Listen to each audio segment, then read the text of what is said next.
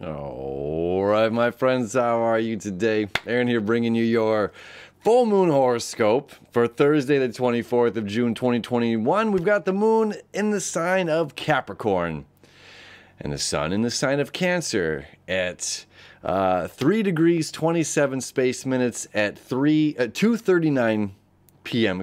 Eastern Daylight Time. 2:39 p.m. Eastern Daylight Time. Full moon in the sign of Capricorn. There's some extra goodies that are happening. Let me show you the chart and we'll talk about all of this goodness. So here's our full moon.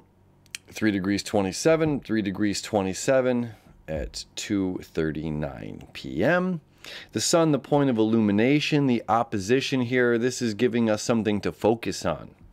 The new moons are these new beginnings. We just had this new moon solar eclipse energy in the sign of Gemini, which is about seeking new truth, seeking new answers. Not only seeking new answers, but looking at what we've done in the past under a different light.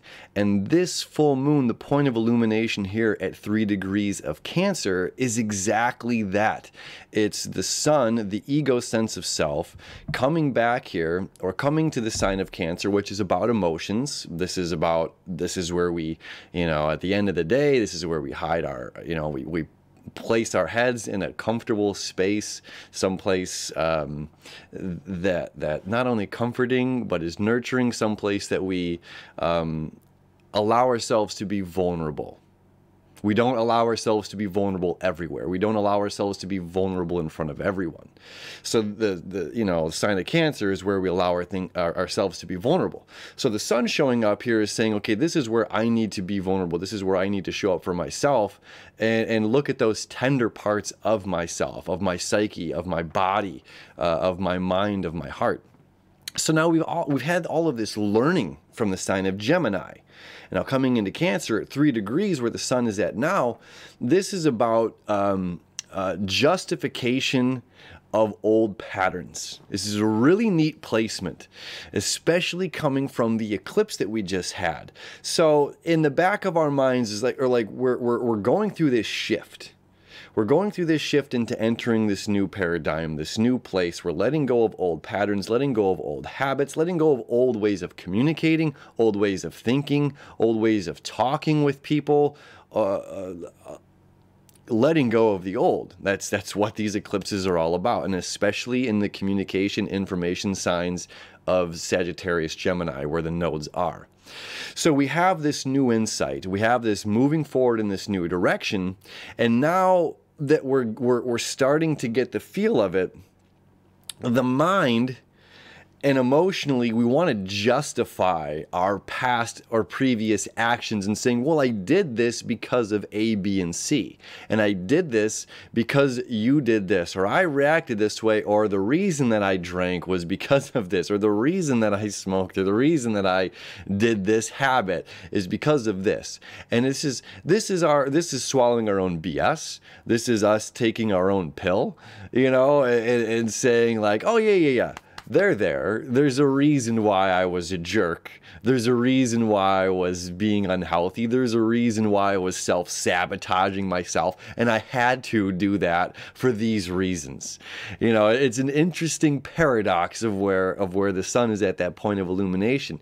Now, across the way in the sign of Capricorn, which is about getting the work done, and this Capricorn full moon is important because this is about getting the work done. This is one foot in front of another. We're going to, it's not about chasing, but it's about completing and finishing something. It's about going to great lengths, great distances, great heights. The earth energy, Taurus, flat, solid ground. Virgo, this is the flowers, the trees, the things that grow and die every year. Capricorn is the valleys of the ocean and the peak of the mountains. It's extremely dynamic, and it deals with the earth energy. It deals with the very physical energy, where Cancer deals with the non-physical energy. And our non-physical emotions can be heavier than 1,000 pounds of bricks on our backs. if we allow it to be. And if we're playing this justification card, like, yes, there's a reason I needed to beat myself up, and there's a reason I needed to wear and carry all of this weight, and it's so that I could learn this lesson or whatever.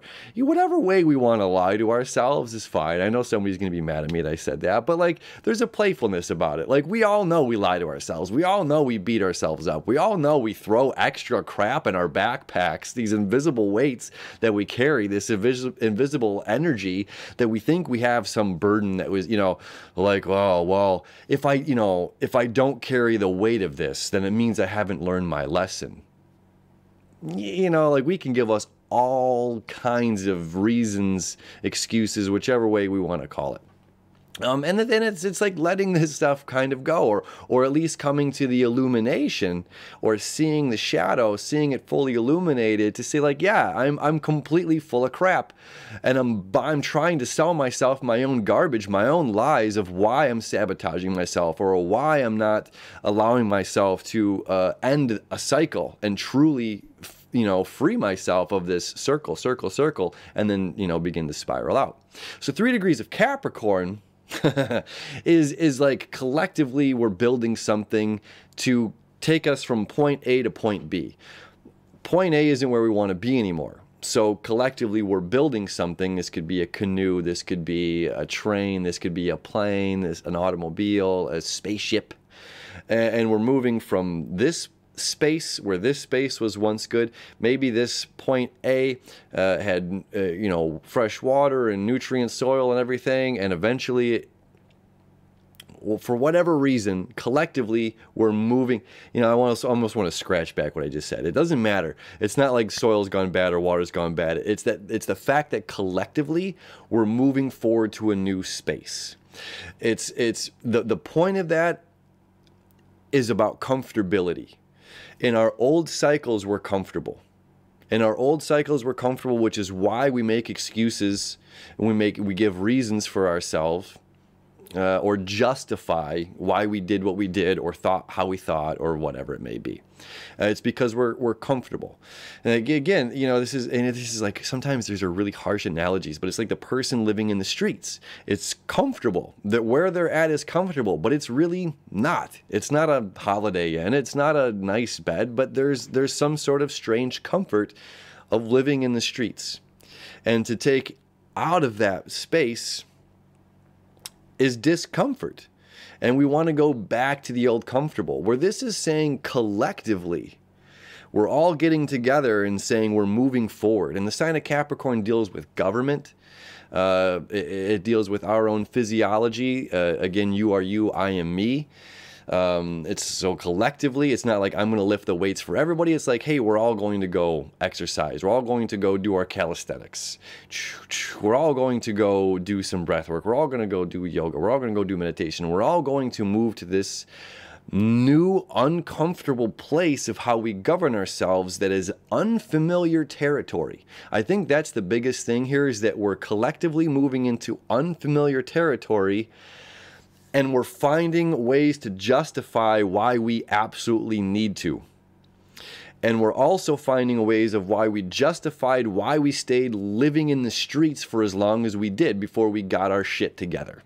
I never swear on this show. It's kind of funny to like say that. But you know what I mean? Sometimes it's like the gravity of that stuff is like, oh yeah, I got to get it together. And put my big boy pants on, my big girl pants on, and get out there and do it. And it might be uncomfortable. It might be uncomfortable, but it's what must be done in order to get to this new place. If we keep buying the sugar, if we keep buying the lies, they're going to keep selling to us. And this is the government we're talking about as well, which you and myself are the government, whichever country we live in. And every dollar that we spend is a vote on what we're spending it toward, which is kind of interesting as well. And justifying why are we spending these dollars on these for whatever reasons. Aside from just the full moon, there's other things that are happening. The full moon, the sun itself is creating a trine to Jupiter, which is now retrograde. Jupiter creating a sextile to the moon. So Jupiter's our planet of abundance. It's our planet of joy. It is a water sign, just like the sign of Cancer.